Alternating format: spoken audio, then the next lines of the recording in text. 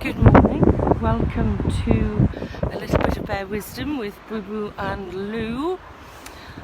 Are you happy? That's the question a lot of people ask themselves and end up chasing happiness, I think. Our happiness can be informed by a lot of things when we're growing up and a lot of what we take on board as we're growing up. And we don't consciously become aware of it. It's something that is assimilated really at a subconscious level.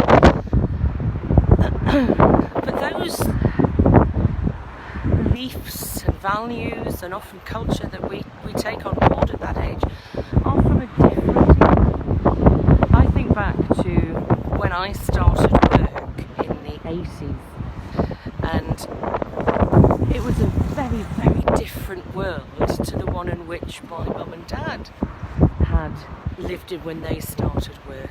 Bearing in mind that they were born in sort of mid-20s, mid-1920s, early 30s, and their parents would have informed their views as they were growing up. And of course their parents were born at the turn of the 20th century. So huge changes in culture, in accepted norms and what we want from life. And I remember in the 80s having endless discussions about enjoying your work, enjoying your job, and being told that that was something very rare and that was a privilege, and your aim was to get a good job.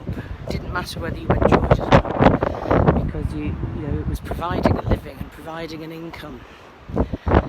Then I started thinking back to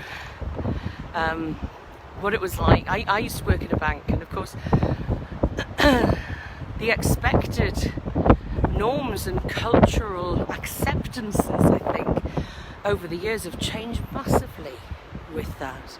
It was only in the 70s that women were actually allowed to open a bank account on their own, i.e. without their husband's co-signature. They needed a signature from the husband to get a loan. And if you were working in the bank, apparently, still cracks me up, you had to seek the permission of your manager to get married. It wasn't just a case of the potential husband asking the father permission, and the woman had to ask permission from the bank manager to get married. And once they were married, they had to leave. They couldn't continue working in the bank.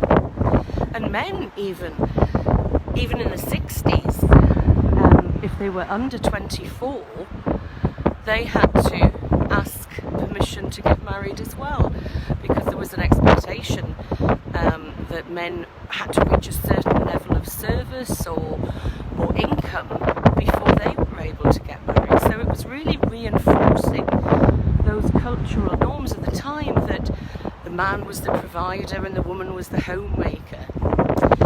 And very often when clients come to me and they're seeking changes in their lives but they're not quite sure what, or there's something that's unsettling them, they feel as if there's some inner conflict going on but can't quite pin it down, they know they're not happy.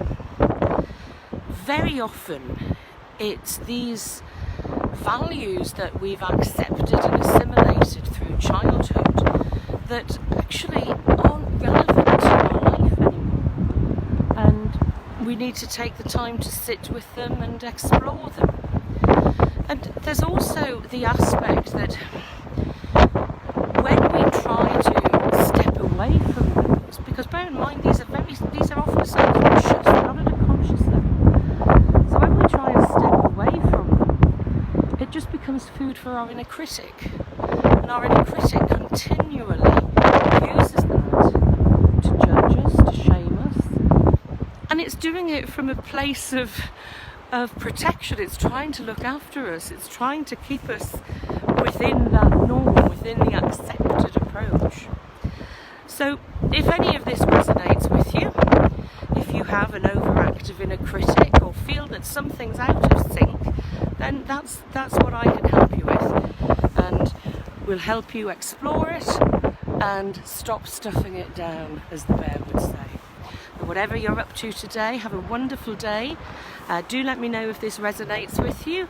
Pop a comment under the post, and if you're watching on replay, just put #replay and let me know what you think of it. Take care everyone, have a wonderful day.